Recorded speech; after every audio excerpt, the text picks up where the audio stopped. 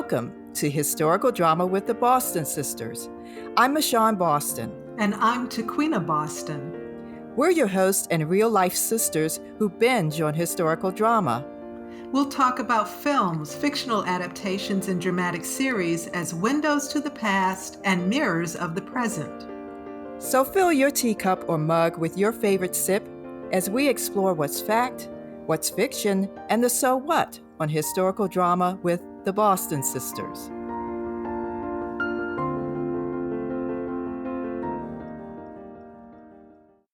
I'm Michon Boston. And I'm Tequina Boston.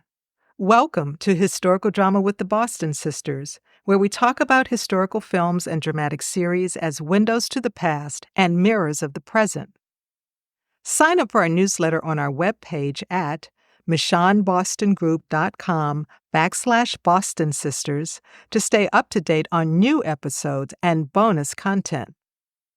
Follow us on Instagram at Historical Drama Sisters and on Facebook at Historical Drama Boston Sisters.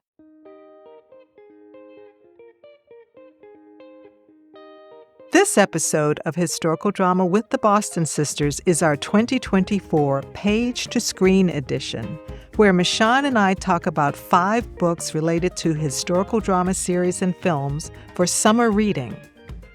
Our 2023 Page-to-Screen Summer Reading podcast is one of Historical Drama with the Boston Sisters' top 10 episodes. For this year's Page-to-Screen podcast, we're highlighting books that provide a deeper dive into the films and series featured on Historical Drama with the Boston Sisters since the podcast launch in November 2021 up to our recent 3rd season. We're recording inside the Martin Luther King Jr. Memorial Library in Washington, D.C. The public library is one of our primary resources for books and other materials we use to prepare for our podcast. Let's talk about our 5 books. Tequina, one of your picks is Miss Dior, A Story of Courage and Couture by Justine Picardie, which is connected to episode 54 where we talked about the Apple TV Plus series, The New Look. Why did you choose this book? Well, I would have to say I chose the book because I got very interested in Christian Dior's sister, Catherine Dior, from seeing The New Look. And The New Look was on my schedule of series to watch when I saw that Apple was putting it out. I think it launched on February 14th of 2024.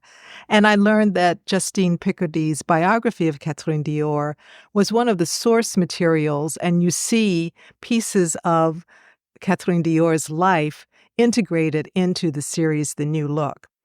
And you also get from Picardie's book, a backstory on the Dior family, the relationship, the close relationship that Christian and Catherine had as siblings that was lifelong for them.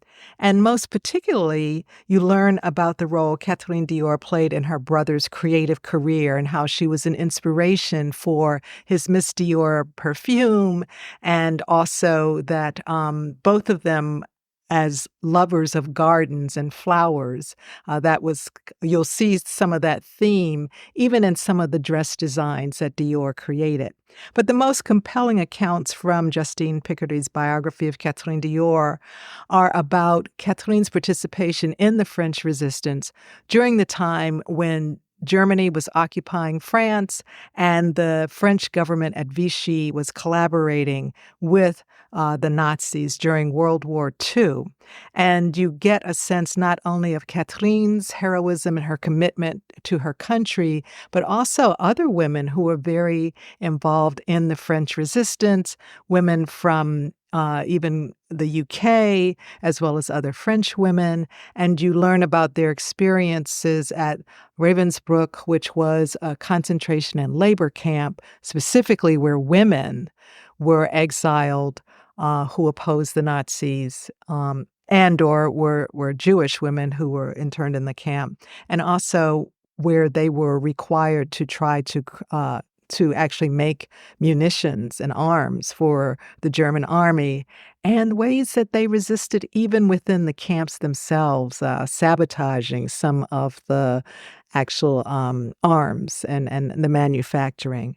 So I was really drawn to the book when I learned it was one of the sources for the new look, but particularly drawn to the story of heroic women and their role in the French resistance, which also Josephine Baker was a member of the French Right. resistance, but learning so much more about how women were actively involved as spies, as informants for the Allies, and just their bravery and their commitment to their countries. And I think the new look also drew from Justine Picardie's biography of Coco Chanel. You and I divided those books. You took Catherine Dior, I took Coco Chanel. And one thing in our conversations that I can say is that this author does impeccable research. Yes, she does. And has phenomenal access. Yeah, to all kinds of resources, letters, diaries, homes, people who knew Catherine Dior and who knew Coco Chanel, who knew Christian Dior, and also the museums. I mean, she actually was able to touch some of the original designs of Christian Dior, and you learn about Dior's creative process as well, and how for him it wasn't just about pretty clothes, that the creation of beauty was also a way of inspiring hope, and it was his form, and he and the other designers, their form of resistance, in a sense, to be able to continue to create beautiful clothes and also to help their country come out of a very difficult period, a period where there were so many shortages of food, et cetera, such harsh times, and get a sense that they could have beauty in their lives again. So this book is definitely for lovers of history, biography, and want to know more about the inspiration of a fashion designer and Catherine Dior and the women of the resistance. Yeah, and actually another aspect of it, and I was listening the other day about to a podcast where someone was saying their daughter, one of her disappointments was that adult books don't have pictures. Well, Justine Picardie's Does not disappoint. biography includes pictures, photographs, even some of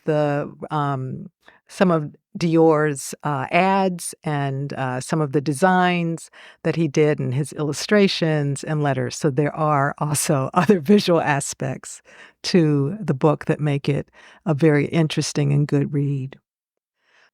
Now, Michon, you also have a biography on your list, which is The French Chef in America, Julia Child's Second Act by Alex Prud'homme.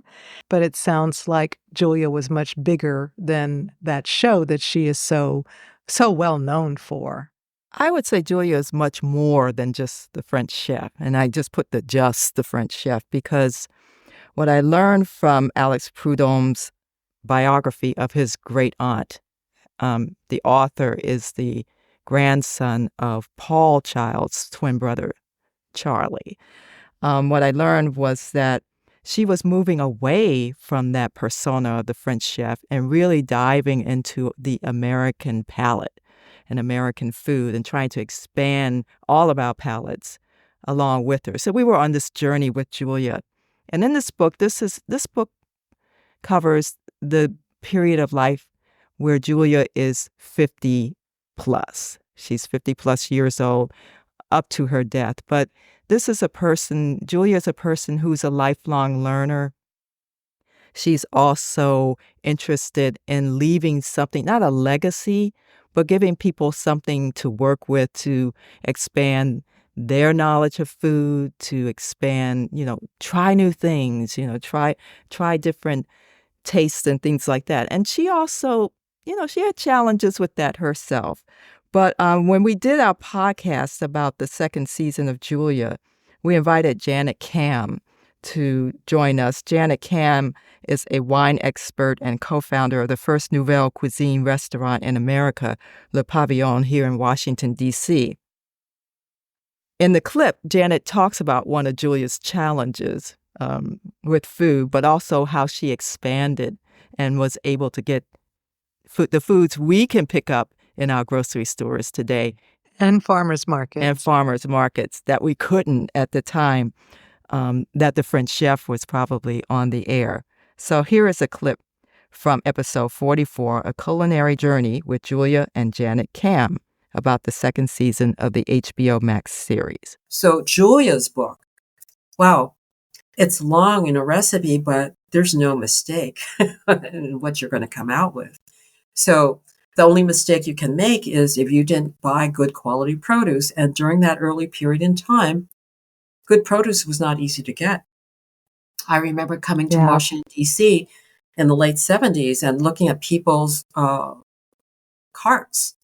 And it was all this frozen and food and white bread and Coca-Cola. I mean, it was just a different palette. And so to find something and to develop the resources and to bring those resources to the restaurant, to bring the resources to the table, and for people to understand and want it. When I moved to Pittsburgh for a short time, I heard people complain about the cost of haricots verts in a supermarket.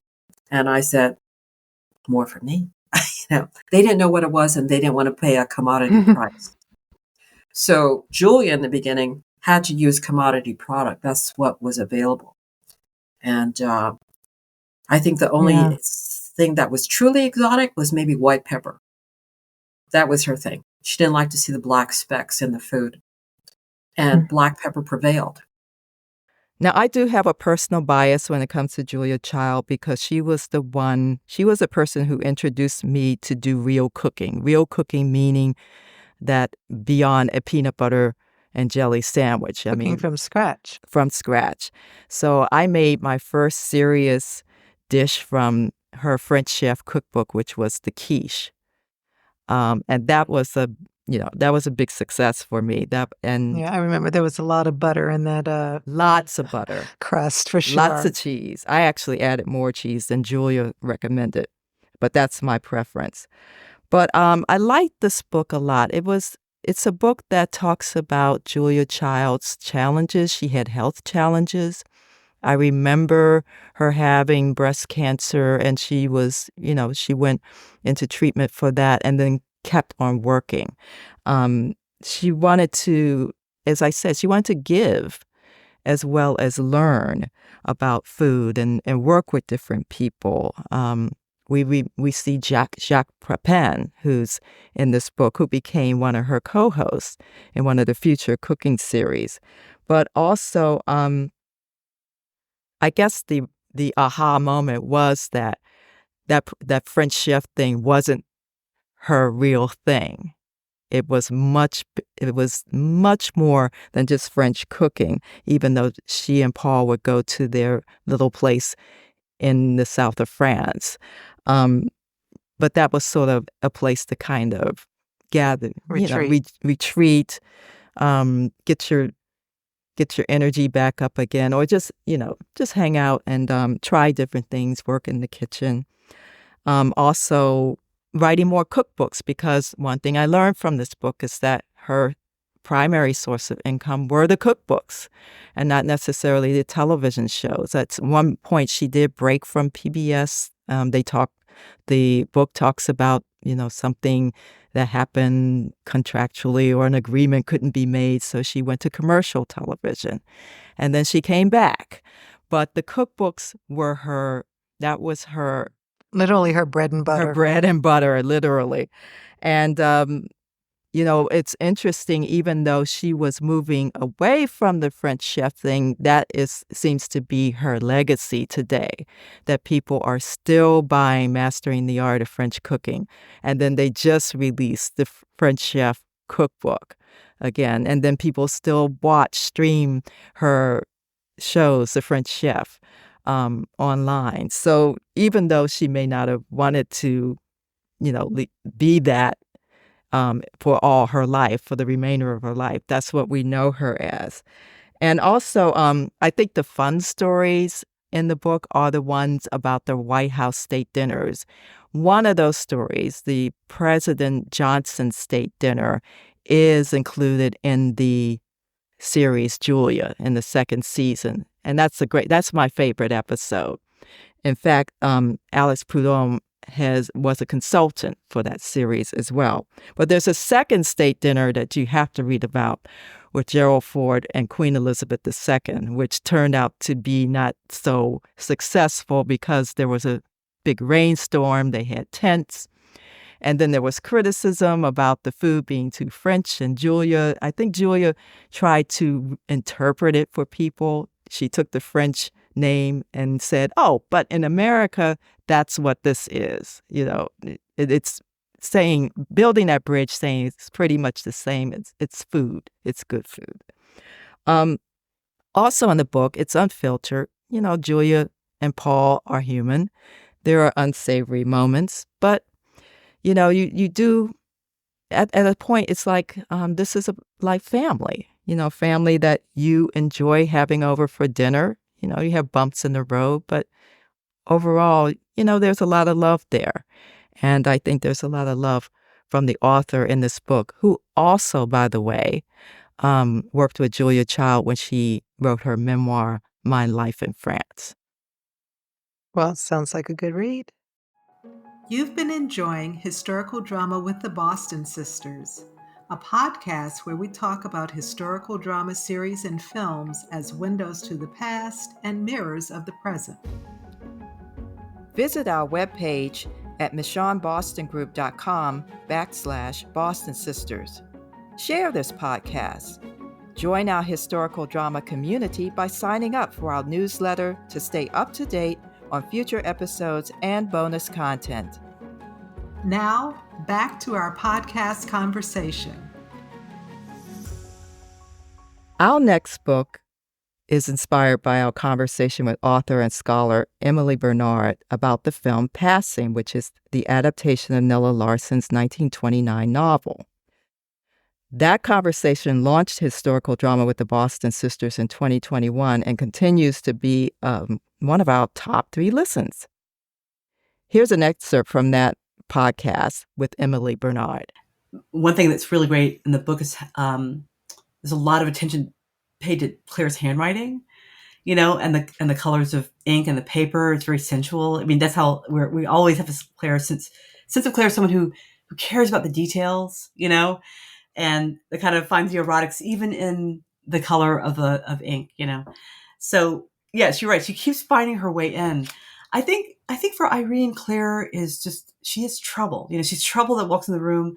She walks in, she's, on the roof of the Drayton, and you got to see this great image of those 2 kind of dowagers, sitting, and this other couple is up to something no good we could probably imagine.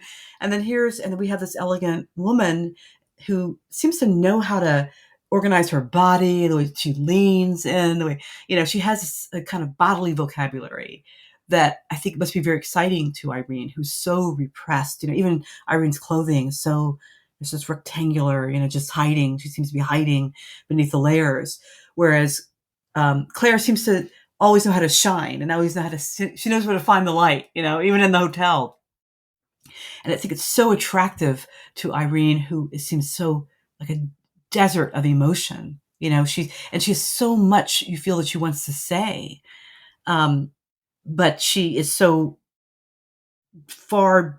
buried far underneath all of her desires and all the things she said no to in her own life. So, Taquina, you and I enjoy talking with Emily Bernard because we're all fans, all 3 of us, of the 1920s writers and creators of the Harlem Renaissance or New Negro movement, which happened here in Washington, D.C. because of persons at Howard University and in the community who sort of laid the groundwork for a lot of the literary figures of the Harlem Renaissance. And we were introduced to Emily by poet and literary activist Ethelbert Miller, who's based here in D.C. Yeah, Emily herself has authored several books and essays and is the Julian Lindsay Green and Gold Professor of English at the University of Vermont. She wrote the introduction to the 2003 re-release of the novel Passing. So the novel, which was adapted in 2021, was directed by actress Rebecca Hall. There's an interesting story behind Rebecca Hall's background as well, since she discovered that there might be Her mother. her mother was I don't know if her mother was passing or if someone in her mother's family was passing. Yeah. So that's kind of which is what intrigued her about the novel and doing the project. The film features Tessa Thompson and Ruth Negga as former childhood friends Irene Redfield and Claire Kendry in the novel. The novel is set in the 1920s, as we said, and both Irene and Claire are fair-complexioned Black women who can pass for white.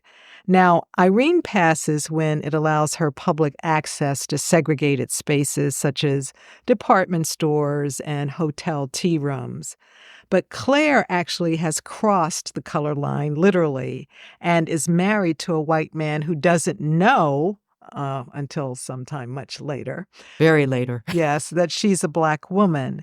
And the reunion of these two women really shakes up Irene's world, as we see even in the opening of Passing, which is streaming on Netflix. So this is considered a Harlem Renaissance novel by Nella Larsen, who wasn't, she hasn't gotten the same kind of attention as Zora Neale Hurston or Langston Hughes or even Jessie Fawcett. Yeah, yeah.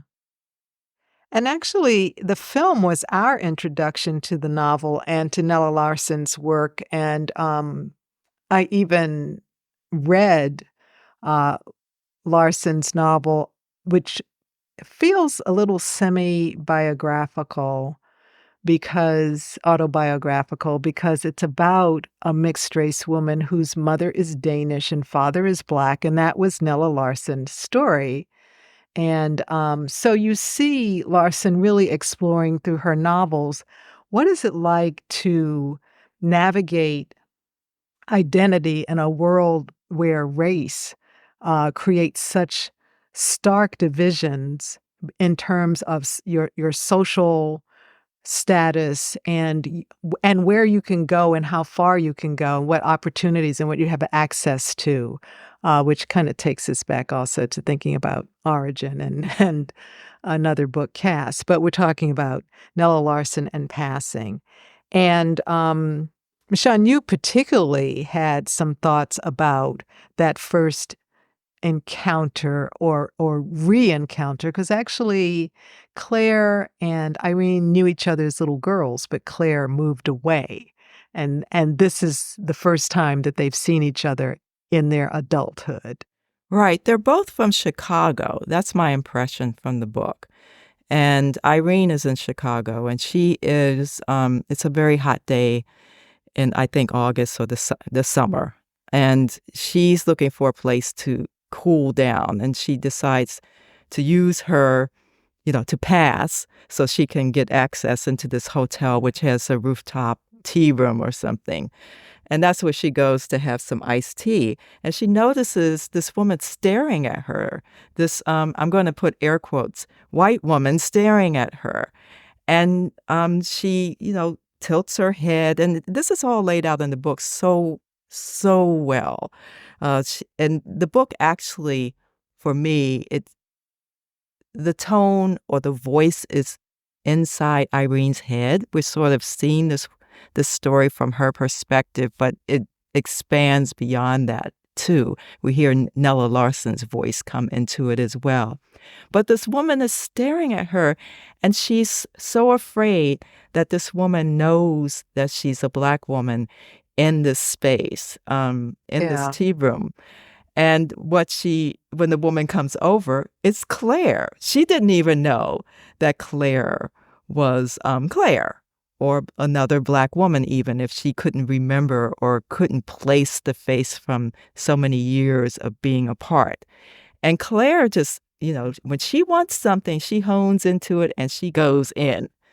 And I think even what we talked about with Emily Bernard, she really talks about, Claire having that, really trying to go deep, even from the ink that she uses to write her letters to Irene when they go back to New York. Irene lives in New York, in Harlem, And Claire is trying to get back to something, her grounding, because how long can she stay in this, should I say lie?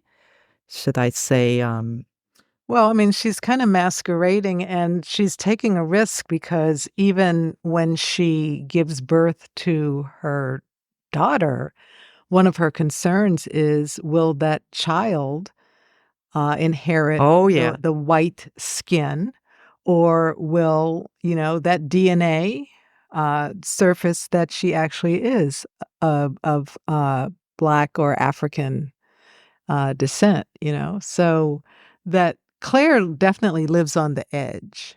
And Irene is someone who is very, very calculated about the risks she'll take, the purpose for which she'll take them, unlike Claire, who just seems to want to just immerse herself in life. And Claire was very clear that actually her looks and her skin color were her passport to a better life, to access to affluence and money, to her ticket out of poverty. And that's how she's using her light skin, white skin privilege in order to better her life. But it's still very risky.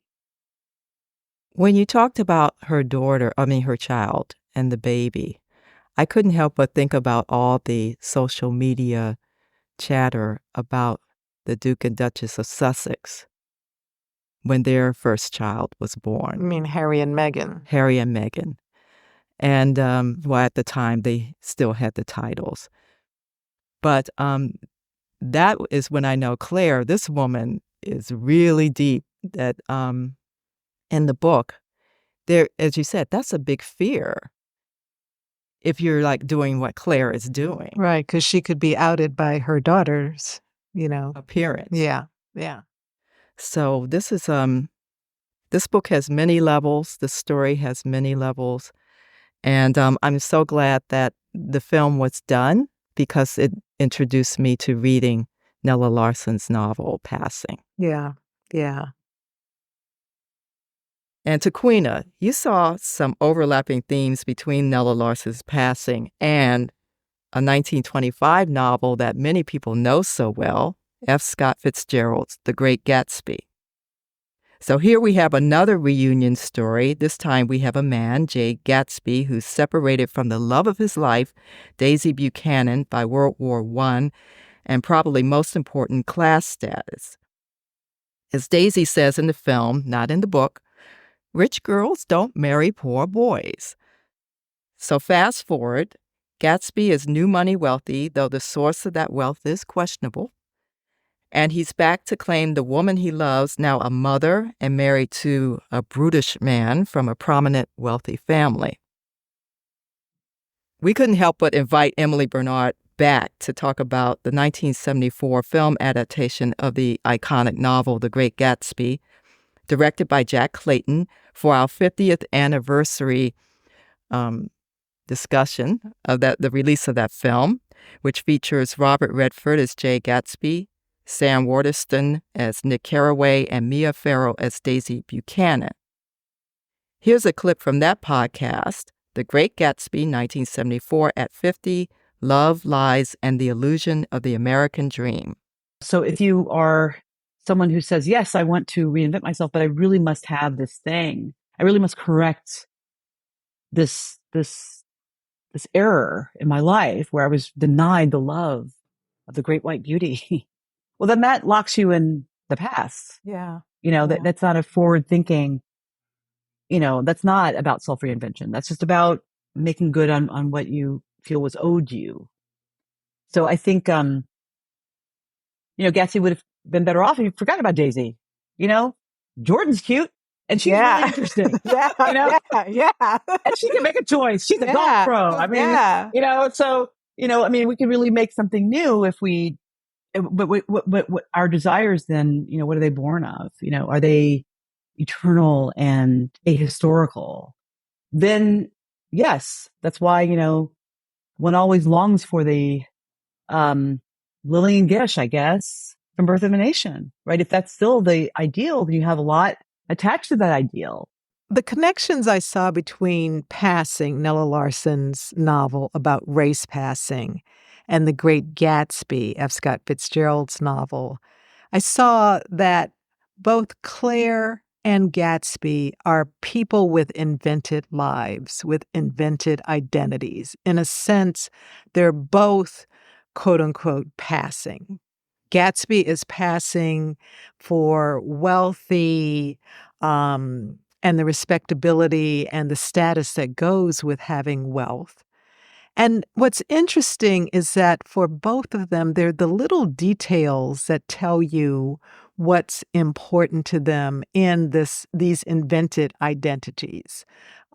Claire, it's the color of ink she uses and the handwriting and the quality of the paper. Gatsby, it's this multitude of shirts that he owns and the fact that he has this gorgeous home and he has the top level automobiles of the time, the really wonderful textured tailored suits. Even though they may not be the right color for old money people like Tom Buchanan, but they're both in worlds that if people knew who they really were, they would not really be accepted. And clothes seem to play an interesting symbolic role in both novels, but we'll talk about Gatsby. Yeah, and the other thing about the question Gatsby and Passing, and I think if you look at the novels of quote-unquote tragic mulattoes or the novels about passing, there's always a price to be paid. Right. And generally, at some point, you don't get away with passing. And that happens to Gatsby in terms of his wealth and his class. We never really know who Gatsby is or the source of his wealth, even at the end of the novel. And it raises the question for me of, we have this American myth that you can be whoever you want, that you can ignore the past, that you can reinvent yourself. And yet, it doesn't seem that that is true when you look at the lives of Jay Gatsby and when you look at the life of Claire in Passing, that there's in some way the us versus them. People are always trying to distinguish who's really part of the us and who's really them. And you have Tom Buchanan, who totally questions. Yeah, Mr. Eugenics. Yeah. And that's an interesting piece, too, because eugenics is one of the outgrowths of the kind of, race categorization, racism of the who's really us, who deserves to be on top, the hierarchies. And so you have racial hierarchies in Passing that are also linked to economics and class.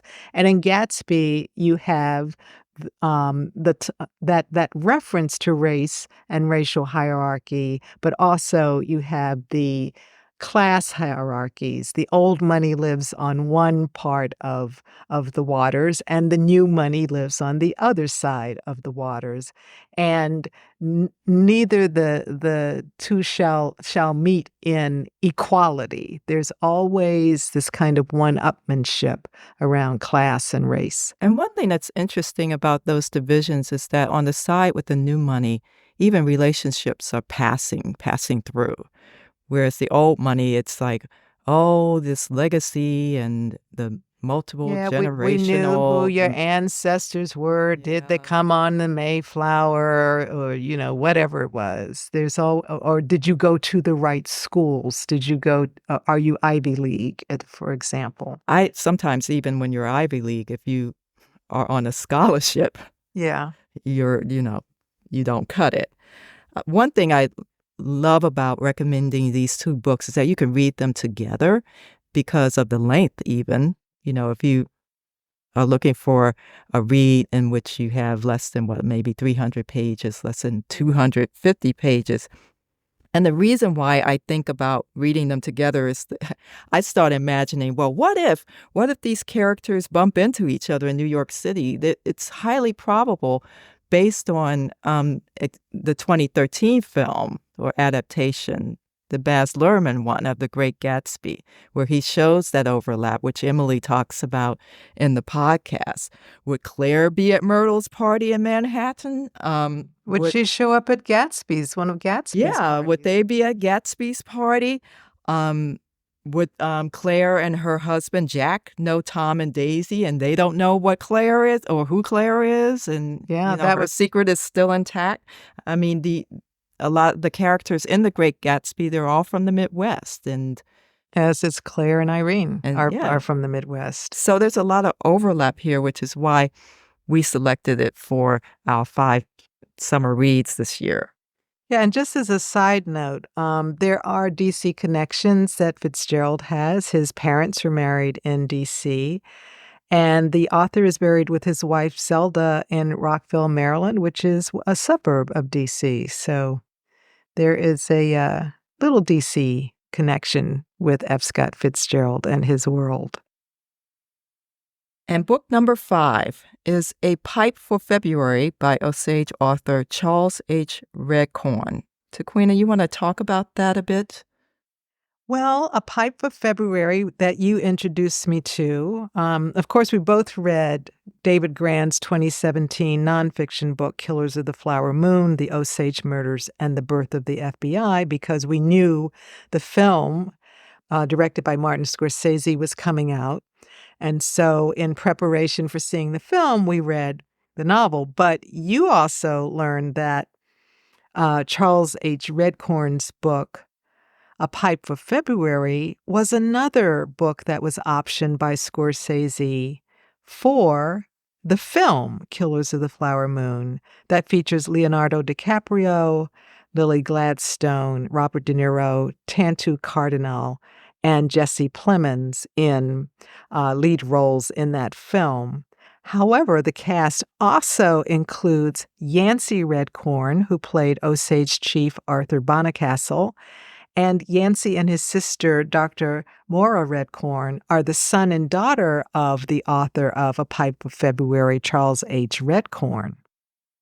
Yeah, about the book, A Pipe for February follows John Gray Eagle, an aspiring painter raised by his grandfather after the deaths of his parents in a car accident. That's all suspicious because we're talking about the reign of terror in the early part of the 20th century in Oklahoma against the Osage Nation, members of the Osage Nation who had come into great wealth due to the oil that was discovered on their land. Yeah. Yes. So in the book, the Osage murders in the Reign of Terror are described from the perspective of a traditional Osage. Author Charles H. Redcorn draws on his own experiences and insights as a member of the Osage Nation. Here's a clip with Moya Redcorn and Yancey Redcorn describing the filming of the opening scene taken from their father's novel and Killers of the Flower Moon. Oklahoma in the summer is no joke. And it was out on the prairie, and you're in tents. There's a couple of trailers out there, which you assume is Martin Scorsese and Leo. But on that day, there wasn't going to be kind of the comfort of any kind of air conditioning. So Mom kind of ended up backing out on it. Thought it might be a little too much for her. I think she just turned 84. Is that right, Yancy? Yes. Yeah. And so, but that day was very special. We filmed it. We filmed it a couple of times. That first day was out on the prairie, and I remember. I mean, it was just magical to see what Dad wrote come to life. Well, and to your point too.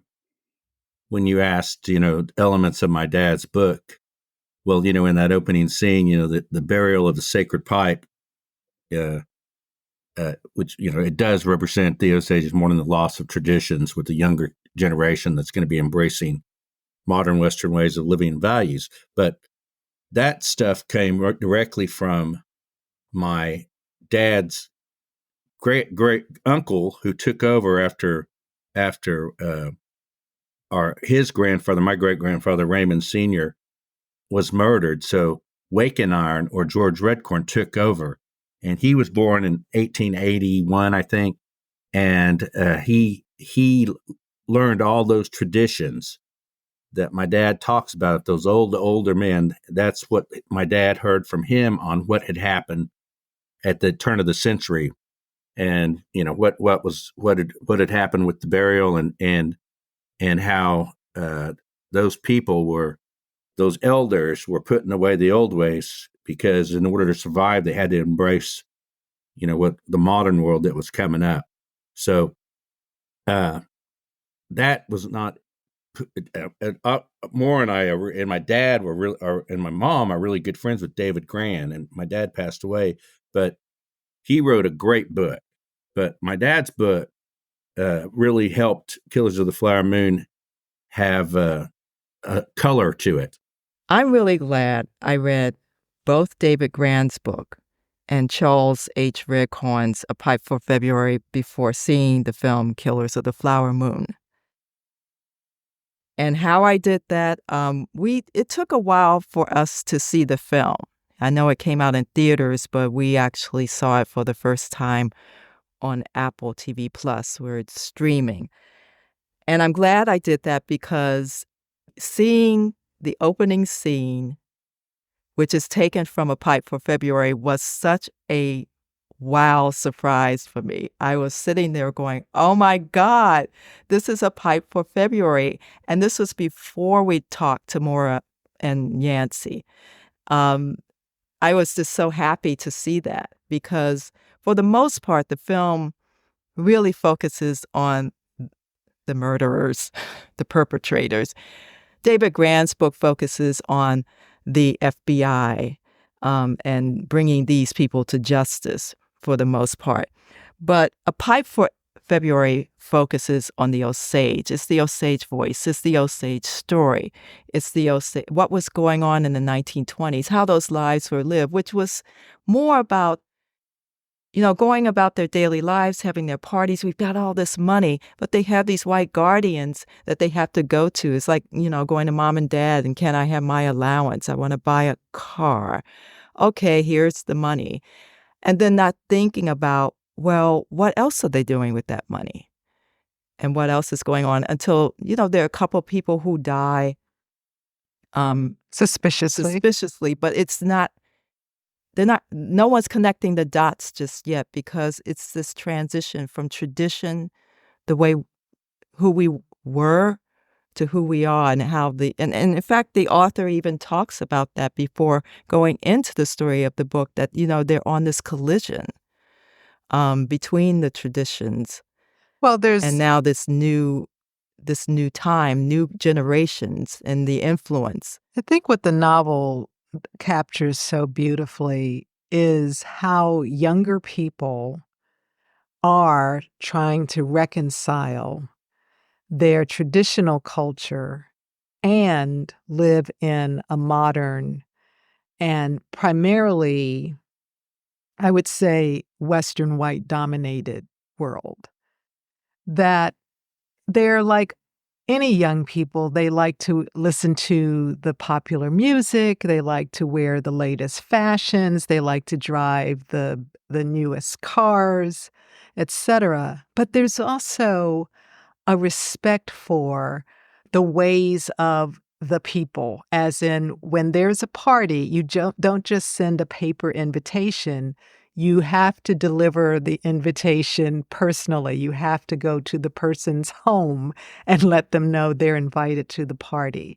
And they talk about ways that these young people, and even the elders know that change is inevitable, but they're really trying to figure out, what is it from the past are we trying to retain of our ways, of our Osage ways? And because that is how we also stay connected to who we are as a people.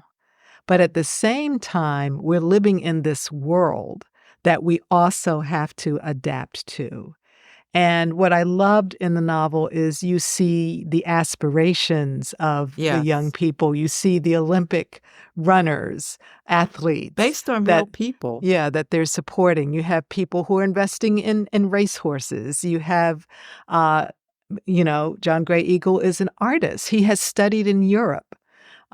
So it also breaks some of the stereotypes we have about Native American indigenous people as only being, in a sense, a people of the past, and shows, no, this is a community that, like all nations, like all peoples, like all communities, constantly adapting to change and dealing with the how do you keep what is valuable from your own traditions, but at the same time adapt to a rapidly changing world. And so that's what I really appreciate about the novel, and that's what made our conversation with Yancey and Maura so much fun as well. I'm so glad we were introduced to them because that was such a rich conversation. I really would like to read this introduction by Charles H. Redcorn from the book, because it does give you what this is about and why he wrote the book. Osages were warriors and were able negotiators. Those two interwoven characteristics helped our people to hang on to our old customs, and there was strength in those old ways. Our ancient culture was on a collision course with both good and evil forces of economics that would occur early in the 1900s when oil was discovered on our reservation. Some of our people abandoned the ancient teachings, and some went a little crazy with wealth. Some of our people stood back and watched and tried to make sense of it in the context of the old culture. And that's the human challenge today. What from our own past and our traditions and our cultures and our ways of knowing are still useful, are still relevant today, but how do we need to change? And boy, are we going through a lot of changes now. Yes. All of these books that we've talked about today are available in our affiliate bookstore. Michon, can you go through the titles again? Yes, here's the recap of our 5 2024 summer reads. They are Miss Dior, A Story of Courage and Couture by Justine Picardie, The French Chef, Julia Child's Second Act by Alex Prud'homme, Passing by Nella Larsen, The Great Gatsby by F. Scott Fitzgerald, and A Pipe for February by Charles H. Redcorn. You can go to our webpage at michonbostongroup.com/Boston Sisters and click on the affiliate bookstore link to find these books. When you buy a book, you support production costs for historical drama with the Boston Sisters and independent booksellers. You can also look for these titles in your local public library. Add our summer read historical dramas, films, and series to your watch list. The New Look and Killers of the Flower Moon are streaming on Apple TV+. Julia Seasons 1 and 2 are available on Max. Passing is streaming on Netflix. And the 1974 and 2013 versions of The Great Gatsby are available for streaming. You'll have to do a search where you can rent or purchase these films and series in addition to subscription information. Again, check your local library as well. Now that you've listened to this page-to-screen episode of Historical Drama with the Boston Sisters, let us know if you read one or more books we recommended, watch a film or series, and or listen to any of the related podcasts. You can write us at podcast@michonbostongroup.com. Subscribe to Historical Drama with the Boston Sisters and enjoy these and future episodes wherever you listen to your favorite podcast. Leave us a rating or review. Share this episode of Historical Drama with the Boston Sisters with someone you know who would enjoy the conversation. Sign up for our newsletter to learn more about binge-worthy historical drama series, books and future episodes, and bonus content. This is Michon Boston. And this is Tequina Boston. Thank you for listening.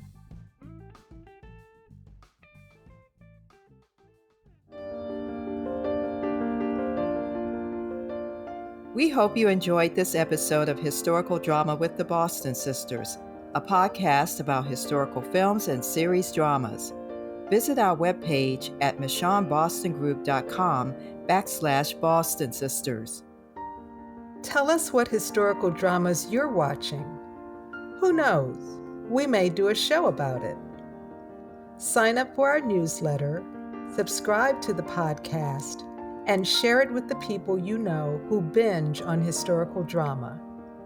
Historical Drama with the Boston Sisters is brought to you by the Michon Boston Group. The views and opinions expressed on Historical Drama with the Boston Sisters are those of the speakers and do not represent the positions or views of the Michon Boston Group, its clients, or affiliates. This is Michon Boston. And this is Tequina Boston. Thank you for listening.